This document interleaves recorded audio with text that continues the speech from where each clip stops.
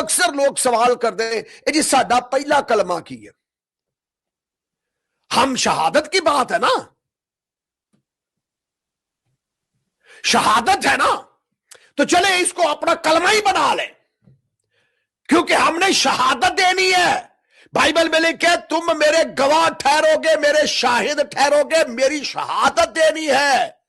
اور شہادت کیا ہے؟ سنیے گا، پہلا کرنتھیوں 15واں باب 3 آیت میں پڑھنے لگا ہو، اور یہ ہے وہ شہادت جو میری اور آپ کی ہے، اور شہادت یہ ہے مسیح کتاب مقدس کے مطابق ہمارے گناہوں کے لیے موا اور دفن ہوا، اور تیسرے دن کتاب مقدس کے مطابق کئی لوگ ہیں نا مسیح، کئی سوال کرتے ہیں جی ساڈا پہلا کلمہ کی لو، پھر آج کلمہ ہی سن لو پہلا جے۔ مسیح کتاب مقدس کے مطابق ہمارے گناہوں کے لیے موا۔ کتنے ہیں جو یہ ایمان رکھتے ہیں کہ مسیح میرے گناہوں کی خاطر موا؟ اب آگے بڑھیں گے، مسیح میرے گناہوں کی خاطر موا، اور پھر دوسری بات مسیح کتاب مقدس کے مطابق دفن ہوا۔ آج دنیا مسیح کی تدفین کو نہیں مانتی، وہ کہتے ہیں مسیح تو دفن ہی نہیں ہوا، لیکن مسیحیوں آپ کیا کہتے ہو؟ میں آپ کا ایمان سننا چاہتا ہوں۔ آپ ایمان رکھتے ہیں کہ مسیح دفن ہوا؟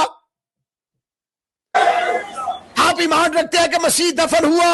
اور پھر دفن ہی نہیں بلکہ بائبل کہتی ہے وہ تیسرے دن مردوں میں سے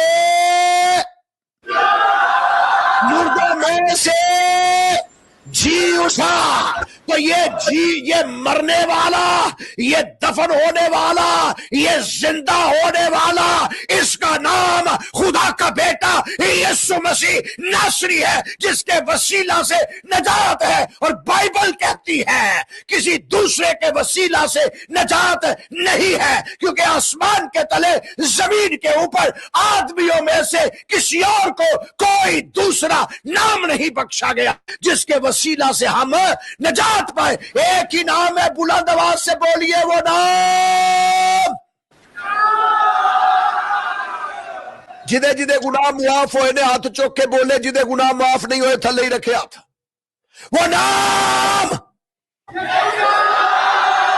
خدا نے اسے سر بلند کیا اور اسے وہ نام بخشا جو سب ناموں سے، تاکہ ہر ایک گھٹنا اس کے آگے جھکے اور ہر ایک زبان اقرار کرے کہ یسوع ہی تو خداوند یسوع پر ایمان لا، تو اور تیرا گھرانہ۔ روح القدس صرف غیر زبانیں بولنے کے لیے نہیں دیا گیا۔ سن لے اور کان کھول کے سن لے، روح القدس معجزے ہی کرنے کے لیے صرف نہیں دیا گیا، حکمت کا کلام سنانے کے لیے ہی نہیں دیا گیا۔ لکھا ہے جب قوت کا لباس تم پر نازل ہوگا، جب تم قوت پاؤ گے تو میرے گواہ ٹھہرو گے۔